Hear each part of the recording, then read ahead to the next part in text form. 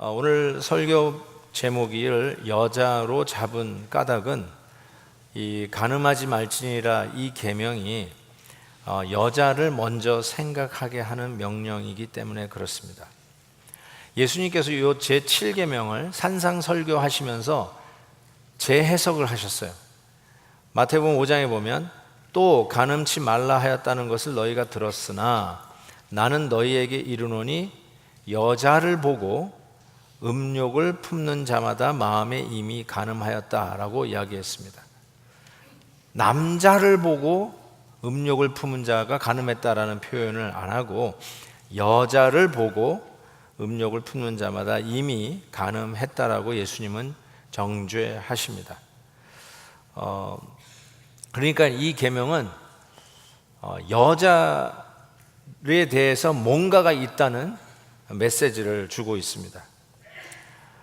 솔직히 간음하지 말라라고 하는 계명을 받을 때 남자와 여자 둘 중에 누가 더 꿈찔하냐면 남자가 당연히 더 꿈찔하게 돼 있어요. 왜냐하면 이 간음죄는 남자가 훨씬 짓기 쉽기 때문이고 훨씬 많은 유혹이 있기 때문에 그렇습니다. 그럼에도 불구하고 여자를 포인트아웃 하는데 아주 메시지가 숨어 있다고 저는 생각합니다. 아주 대표적으로 교회를 안 다녀도 아는 이야기가 간음하다가 현장에 붙들린 여인 이야기입니다. 그래서 너희 중에 죄 없는 자가 먼저 돌로 치라. 요한복음 8장에 나와 있죠. 예수께 말하되 선생님의 이 여자가 간음하다가 현장에서 잡혔나이다. 모세 율법에 이러한 여자를 돌로 치라 명하였거늘. 그러면서 예수님께서 이 이야기를 하는데 여기서도요, 간음하는 현장에서 잡혔는데 여자만 와 있다는 사실이 우리에게 뭔가를 이야기해 주는 것이죠. 현장이면 남자도 와야 되는데 여자만 이 현장에서 붙들려 왔다는 사실입니다.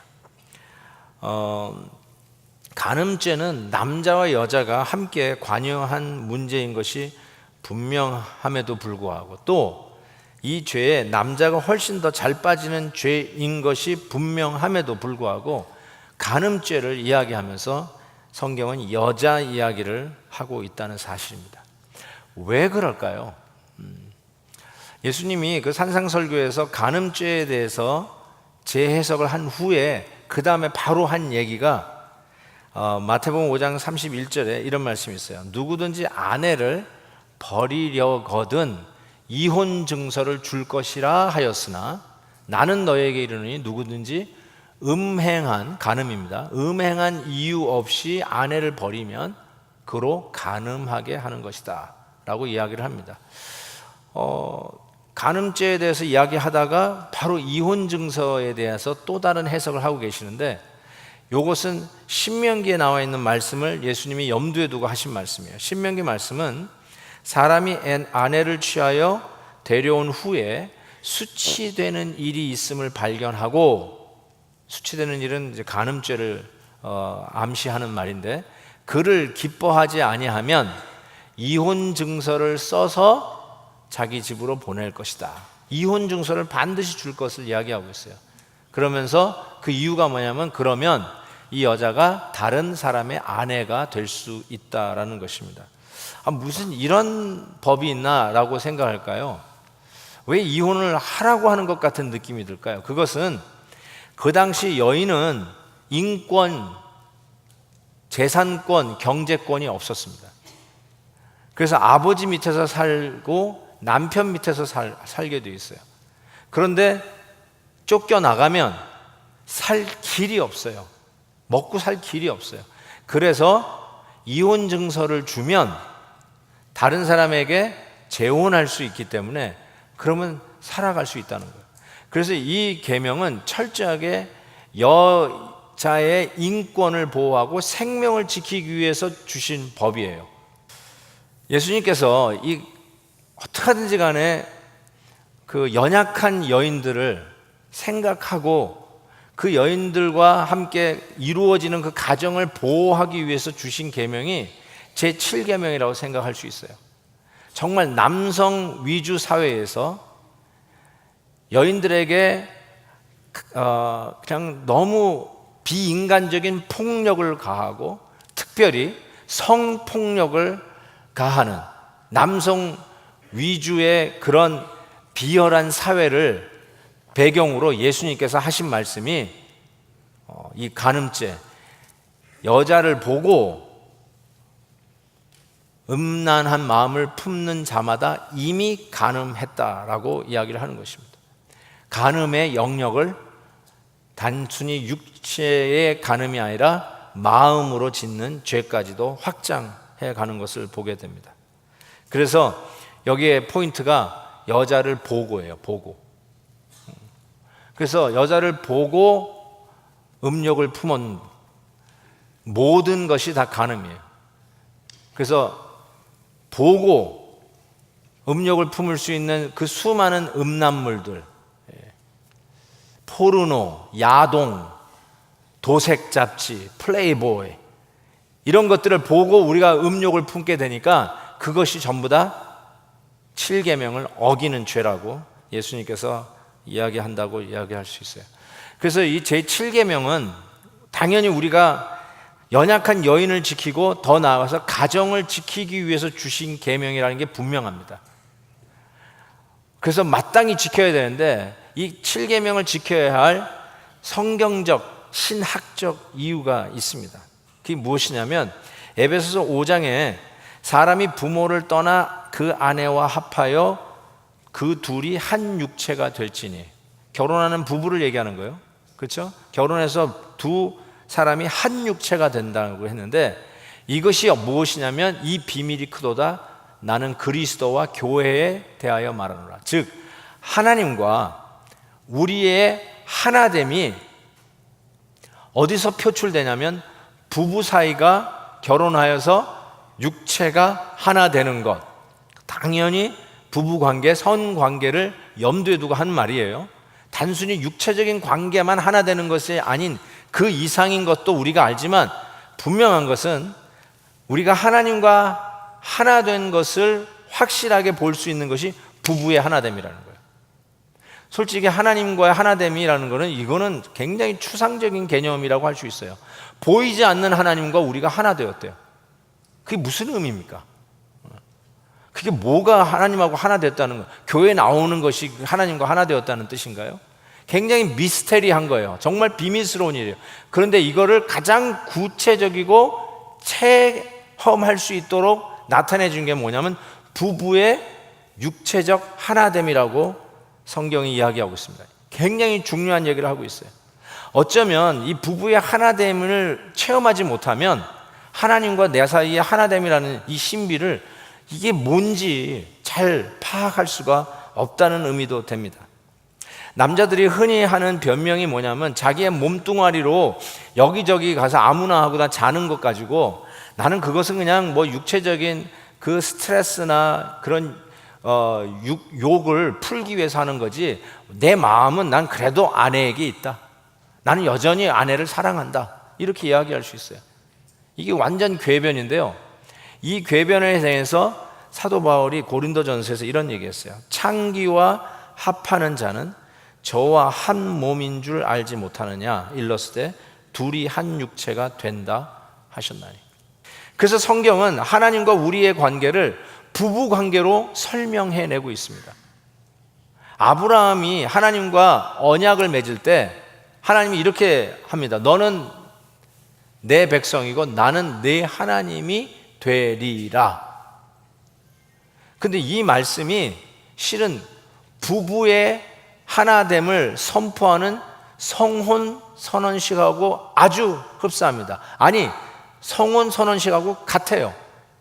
나는 내 남편이 되고 너는 내 아내가 될지어다. 이게 바로 웨딩 바우하고 부부됨을 선언하는 것이듯 하나님이 우리와 언약을 맺고 하나 된 것을 선포할 때 정확하게 그 결혼한 부부의 그 성혼 선언식과 같은 선포를 하고 있어요. 나는 네 하나님이요 너는 나의 백성이 될지라 라고 합니다. 이 언약식을 체결한 후에 그 다음에 하는 게 뭐냐면 소위 언약 세리머니를 하는데 그 세리머니가 뭐냐면 동물을 쪼갭니다. 양을 쪼개요. 그러면서 그 사이를 지나가요. 이게 바로 계약 체결하는 사인이라고 할 수 있고, 한국식으로 얘기하면 인감 도장을 찍는 거라고 할 수 있어요. 사인을 하는 거예요. 그 후에 뭘 하는 줄 아세요? 쪼갠 그 양을 가지고 서로 식사를 합니다. 그래서 이거를 언약 식사라고 합니다. 이것이 창세기 15장에 나와 있습니다. 아브라함은 하나님하고 계약을 맺을 때 해가 져서 어두울 때 연기 나는 화로가 보이며 타는 횃불이 하나님의 임재입니다. 하나님이 쪼갠 고기 사이로 슉 지나가요. 사인하는 거예요. 내가 이 언약을 지키겠노라 하고 사인하는 것이죠. 그런 후에 그 고기, 쪼갠 고기를 나누어 먹습니다. 십계명이 적혀 있는 출애굽기 20장, 하나님의 법이죠. 우리가 하나님하고 계약을 맺는 현장입니다. 그거 끝나면 21장에 가면 소유주의 책임에 대한 규칙이 나와 있습니다. 22장에 가면 배상법, 누구에게 손해를 끼쳤을 때 어떻게 갚아야 페이백하는 배상법에 대한 규칙이, 법이 22장에 나옵니다. 23장에 보면 재판을 공정하게 해야 될 것이며, 그리고 하나님의 백성들은 명절을 지킬 것을 이야기하면서 그 명절 지키는 규례에 대해서 나옵니다. 그러니까 20장 10계명, 21, 22, 23장의 이 법을 체결한 후에 그 다음에 출애굽기 24장에 가면 같이 식사하는 장면이 나옵니다. 하나님이 이스라엘의 존귀한 자들에게 손을 대지 아니하셨고, 존귀한 자들, 장로들이죠. 그들을 하나님을 보고 먹고 마셨더라. 하나님을 보면 다 죽는데 그럼에도 그들의 생명을 보존하시면서 먹고 마셨더라. 언약을 체결하고 그 다음에 같이 먹는 언약 식사가 이어지는 것을 보게 됩니다. 여러분, 이 언약 체결 후에 식사하는 가장 대표적인 예가 유월절입니다. 애굽에서 노예로 살던 이스라엘 백성들이 출애굽하게 되는 그 유월절, 죽음의 사자가 다다랐을 때 문 임방과 설주에 양의 피가 묻어 있으면 넘어가요. 유월, Passover, 넘어가기 때문에 살았어요. 그걸 기념해서 Passover, 그 명절을 이스라엘 백성들이 그걸 지킵니다. 그때 유월절 그 양을 잡아서 먹습니다. 그래서 그걸 유월절 어린 양이라고 그러는데, 예수님께서 나타나셨을 때 보라 세상 죄를 지고 가는 어린 양이로다, 세례 요한이 얘기하는데 예수님이 자기 스스로를 유월절 어린 양이라고 합니다. 그래서 지난 주일날 우리가 성만찬을 했어요. 성찬식, Communion Service. Communion Service가 뭐냐면 바로 언약을 체결한 후에 식사를 나누는 유월절 식사를 우리가 기념해서 하는 게 실은 성찬식이 되었어요. 예수님의 최후의 만찬은 바로 그런 의미가 있어요. 저와 여러분이 하나님 앞에서 간음한 죄인들이에요. 영적 간음한 죄인들이에요. 하나님으로부터 떨어져 나간, 하나님하고 계약을 맺은 부부와 같은 사람들인데 떨어져 나갔어요. 그런데 예수 그리스도께서 쪼개어진 유월절 어린 양이 되어서 십자가에 달려 죽으시고, 우리들이 예수님의 피와 예수님의 살을 먹는 성찬식을 하면서 그 언약 안으로 들어가는 거예요. 다시 하나님과 하나 되는 관계가 되는 거예요. 그러니까 성찬식이 이게 굉장한 의미를 갖는 것이죠. 내가 하나님 앞에 죄를 지었고 하나님과의 관계 속에서 떨어지는, 마치 부부가 별거 하는 것 같은, 부부가 서로 사랑하지 않고 완전히 이곳저곳 다니는 부부 아닌 것처럼 살아가는 그런 모습에서 하나님께서 이 성찬식을 통해서 다시 부부가 되듯이 하나님과 우리 사이에 하나로 엮는 어마어마한 언약의 관계로 다시 들어가게 하시는 것, 이게 바로 성찬식이었어요. 우리가 그 은혜로 지금 하나님의 은혜를 누리고 벌써 달아났었고 벌써 간음한 죄인으로서 처벌을 받았을 우리들이 아직도 하나님의 이 은혜의 자리에 나와 있다는 사실입니다. 이것을 직접 경험한, 하나님의 마음을 경험한 자가 호세아 선지자입니다. 호세아 선지자는 이상한 명령을 받았어요. 음란한 아내 고멜과 결혼하라고 그랬어요. 음란한 여자 고멜과 결혼했는데 이 여자가 계속 틈만 있으면 나가네. 틈만 있으면 애인 찾아 나가네요. 우리 같으면 노 웰컴이죠. 그냥 버리고 말았을 것 같은데 하나님께서 호세아 선지자에게 가서 네 아내를 찾아오라고 합니다. 찾으러 나갔어요. 그런데 이 애인 저 애인하고 놀다가 버려져서 노예 시장에 이 고멜이 나와 있어요. 노예 시장에 나와 있는 이 고멜을 돈을 주고 사서 옵니다. 다시 아내로 데리고 옵니다. 그때 하나님이 호세아 선지자에게 물어요. 네 마음이 어떠냐 하고 물어요. 네 마음이 어떠냐. 이스라엘 백성, 하나님 앞에 부부된 하나님의 백성이 하나님을 버리고 바람난 여인처럼 다니는 그 이스라엘 백성들을 안 버리고 끝까지 붙들고 가시는 이 하나님의 마음을 조금이나마 체험한 자가 호세아 선지자라는 거예요. 그게 바로 내 마음이라는 거예요. 여러분, 따라서 우리가 예수 그리스도를 유월절 어린 양으로 믿고 성찬식에 동참했다는 뜻이 무엇이겠어요? 하나님과 하나 되는 영적 하나님의 하나됨의 관계로 들어가는 것을 의미하는 이 언약의 관계가 이루어지는 것은 우리 부부 사이가 하나 되는 것으로 realize, 실현되고 상징화되고 그리고 우리의 체험 속에 느껴지고 알게 되는 것이죠. 그러니까 너무너무 중요한 거예요. 부부의 하나됨을 무시하면 하나님과 우리 사이도 무시되는 거죠. 근데 부부의 하나됨을 이루기 위해서는 하나님과 하나 되는 이 언약의 관계 속에서 십자가에 달려 죽으시고 유월절 어린 양으로 우리가 그 성찬식에 들어가 하나님과 더불어 식사하는 자리까지 가는, 하나님과 다시 회복된 자리까지 가는 이 은혜로 우리의 가정도 하나됨을 지켜갈 수 있다는 사실입니다. 우리가 부부로 살면서요, 얼마나 많은 어려운 일들이 있었나 한번 생각해 보세요. 참 위기도 많았고요. 성격 차이 이야기하면서 살지 못할 것 같은 그런 가정이 풍지박산 날 것 같은 위기도 지났던 기억이 납니다.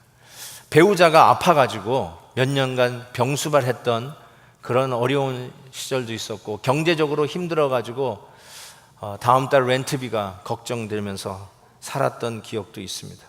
결국은 성격 차이를 극복하지 못하고 첫사랑의 그 아름다운 추억은 온데간데 없이 사라지고 그냥 목숨이 붙어 있으니까 오늘도 그냥 산다. 마치 살얼음판을 걷듯이 지뢰밭을 걷는 듯한 부부 관계도 있을 거라고 생각합니다. 그런데 어쩌겠습니까? 사이에서 태어난 자식들 때문에 그냥 어금니 꽉 깨물고 그냥 살자. 그러면서 여기까지 온 부부가 있다면 벌써 깨졌어도 12번은 깨졌을 우리의 관계가 그나마 그래도 그냥 여기까지 왔다면 어쩌면 조금이나마 우리를 버려도 수백 번 수천 번을 버렸어도 시원치 않을 우리 하나님께서 우리를 지금까지 끌고 오시는 그 아버지 하나님의 마음을 조금이나마 간접적으로 이해하지 않을까 싶습니다. 여러분, 정말 이 7계명은 유린당한 여자들의 생존권을 지키기 위해서, 그리고 풍지박산 나가는 이 가정을 지키기 위해서 하나님 주신 계명이라는 것을 꼭 기억하셔야 됩니다. 그런 의미에서 제가 세 가지의 실제적인 적용 예를 여러분에게 나누고 싶습니다. 이 7계명을 지킬 수 있는 구체적인 예입니다. 첫 번째로는요, 육체적인 간음, 육간뿐 아니라 감정적 간음, 감간을 조심하라. 이게 무슨 말이냐면요, 육체적인 간음은 당연히 우리가 이건 알잖아요. 부부 외의 모든 그런 육체적인 관계를 우리가 금하는 건 아는데, 감정적 간음에 대해서는 우리가 쉽게 열려 있어요. 근데 이것도 간음죄예요. 간음죄에서부터 자기를 지키기 위해서 제 제안은 모든 인생의 재미와 멋을 부부가 같이 해야 돼요. 부부가 같이 해야 돼요. 여러분, 이런 부부가 있어요. 남편은 운동을 좋아해요. 근데 아내는 운동을 별로 좋아하지 않아요. 그 대신 아내는 독서를 좋아해요. 근데 남편은 책 읽는 거를 제일 싫어해요. 성경도 안 읽어. 그런 부부가 있다 칩시다. 그러면 어떻게 돼요? 남편이 운동 갈 때 혼자 가서 해. 나는 책 읽을게. 이렇게 해야 돼요. 책 읽을 때 남편이 그냥 혼자 읽어. 난 나가서 운동할게. 이렇게 돼요. 그런데 가만히 생각해 보세요. 여러분, 남편이 운동을 좋아한다는 말은 그것에서 행복을 느낀다는 거예요. 너무 재밌는 거예요. 아내가 독서를 좋아한다는 건 거기서 행복을 느낀다는 거예요. 그런데 부부로 살면서 배우자가 가장 행복하게 느끼고 가장 즐기는 인생의 재미를 같이 나눌 수 없다는 게 이게 얼마나 비극이에요. 여러분, 특별히 우리 예배에 나오는 우리 성도들은 예배에서 가장 큰 기쁨과 은혜와 능력과 치유와 회복이 이루어지는 이 예배 자리에 가장 내가 행복해지는 이 자리에 내 배우자가 없다라고 한번 생각해 보세요. 이걸 전혀 같이 나눌 수 없다고 생각해 보세요. 이것처럼 안타까운 일이 어디 있어요? 그 부부는요, 정말 인생의 멋과 재미를 같이 나눠야 한다는 사실을 꼭 기억하셔야 됩니다. 두 번째 제안은요, 소통을 하셔야 됩니다. 그것도 사랑의 고백을 해야 됩니다. 물론 이때마다 늘 나오는 거는 우리 한국 남자들은 이러고 끝나요. 이 안에 있다. 내가 사랑하는 건 뭘 꼭 얘기해야 되느냐? 맞아요. 우리 어른들이나 옛날 분들은 그렇게 됐어요. 근데 지금은 아니에요. 지금은 아니에요. 반드시 내가 아무리 묵뚝뚝해도 사랑 고백을 연습해야 됩니다. 필요하다면 노래로, 시로 서로의 사랑을 고백하고, 그리고 부부가 데이트를 주기적으로 할 줄 알아야 돼요. 데이트 하셔야 돼요. 그리고 부부가 하루에 한 번은 격려를 하셔야 돼요. 서로에게 격려를 하셔야 돼요. 그냥 옆에 늘 있는 물건이라고 생각하시면 곤란해요. 격려하셔야 돼요. 그러면 기분이 진짜 좋아집니다. 기분이 좋아진다는 말이 뭐냐면 둘이 가까워져요. 친밀해져요. 부부가 문제가 되는 게 뭐냐면 친밀하지가 않아요. 친밀하지. 그냥 옆에 있는 물건같이 취급되어지는 것, 당연한 취급되는 것. 그러면 친밀하지 않잖아요. 친밀하지 않을 때 문제가 생기는 거죠. 그러니까 친밀함을 가지기 위해서는 반드시 필요한 게 뭐냐면 소통이에요. 특별히 사랑 고백이에요. 한국 남자들이 이걸 되게 못하는데 저는 서제션 합니다. 할 수 있는 분은 열심히 하고, 안 되면 음악이라도 틀어라 라고 하고 싶어요. 얼마나 좋은 음악들이 많은데요. 사랑 고백하는. 요즘 이런 말이 있어요. 사랑은 노력하는 것이 아니라 빠지는 것이다. 오, 괜찮은 말 같죠? 사랑은 노력하는 게 아니라 빠지는 것이다. 그거 한번 해보실래요? 아내한테 남편들 가서 오늘 밤에 한번 해요. 여보, 사랑은 노력하는 게 아니라 빠지는 거래. 근데 나 자기에게 빠졌어. 한번 해봐요. 해봐. 그런데요, 저절로 빠진다고요? 아니요. 그 말 하는 게 노력이에요. 그게 노력이에요. 그 말 하는 노력이 되면 그 다음에 친밀함이 생겨요. 이게 너무너무나 중요한 말이에요. 그래서 꼭 소통을 하고 사랑 고백을 해라. 세 번째로, 그러기 때문에 구체적으로 이 간음죄를 우리가 방어하고 예방하기 위해서는 잠자리의 매너를 지켜야 합니다. 잠자리 매너가 뭘까요? 고린도전서 7장에 이렇게 얘기합니다. 서로 분방하지 말라. 따로따로 방 쓰지 말라는 거예요. 예외가 있어요. 다만 기도할 틈을 얻기 위해서는 할 수 있는데 그것도 합의상 하래요. 합의하고 하래요. 왜 부부가 분방하지 않으면 안 되느냐? 이렇게 썼어요. 절제 못함으로. 무슨 말인지 우리는 다 알아요. 절제 못함으로 사탄이 너희를, 부부를 시험하지 못하게 하려 합니다. 분방하는 것이 부부 사이의 틈을 사탄이 노리는 기회라는 거예요. 여러분, 저는 이 잠자리의 매너에서 첫 번째는 분방하지 말 것이며, 그 다음에 두 번째로는 남자와 여자가 서로 다르다는 것을 아셔야 돼요. 하나님이 남자와 여자를 다르게 지으셨어요. 똑같이 지었으면 얼마나 좋을까라고 생각하는 분이 있을지 모르는데 하나님의 디자인은 다르게 지었어요. 틀리게 지은 게 아니에요. 다르게 지었어요. 왜요? 다른 것이 서로에게 매력이 되기 때문에 그래요. 여러분, 자석도요, 플러스 플러스면은 붙을 수가 없어요. 서로 밀쳐내요. 그런데 플러스 마이너스가 되면 딱 붙어요. 서로 끌어요. 남자와 여자가 정확하게 그런 거예요. 서로 다르기 때문에 끌리는 거예요. 그래서 다른 것을 이해하고 최선을 다해서 섬겨야 돼요. 남자는 시각이 발전돼 있어요. 근데 상대적으로 여자는 청각과 후각이 발전돼 있어요. 그래서 잠자리 매너에서 남자는 아내가 후각이 발전돼 있으니까 반드시 씻어야 돼요. 지저분해가지고 말이죠. 그냥 먼지 구덩이 살다가 그냥 침실로 들어오면 안 돼요. 깨끗이 씻어야 돼요. 예. 남자들 아멘 한번 해보세요. 깨끗이 씻어야 돼요. 두 번째로는요, 아내들은 청각이 발전돼 있어요. 그래서 사랑 고백이 필요한 거예요. 이게 힘들면 로맨틱한 음악도 틀어놓으시면 좋아요. 분위기가 잡혀야 돼요. 아까도 얘기했죠. 남자는 사진 한 장으로도 필을 받아요. 근데 아내들은 아니에요. 친밀함이 와야 마음이 움직이기 시작해요. 그 친밀함은 뭐예요? 분위기, 듣는 소리, 그 다음에 맡는 냄새, 향기. 이것이 아내들에게 친밀감을 주는 거예요. 남자들은 뭐가 발전됐다고요? 시각, 보는 거. 그래서 설교를 마무리하면서 아내들에게, 여자들에게 부탁을 드립니다. 우리 자매님들은요, 좀 잠옷을 예쁜 거를 입으셨으면 좋을 것 같아요.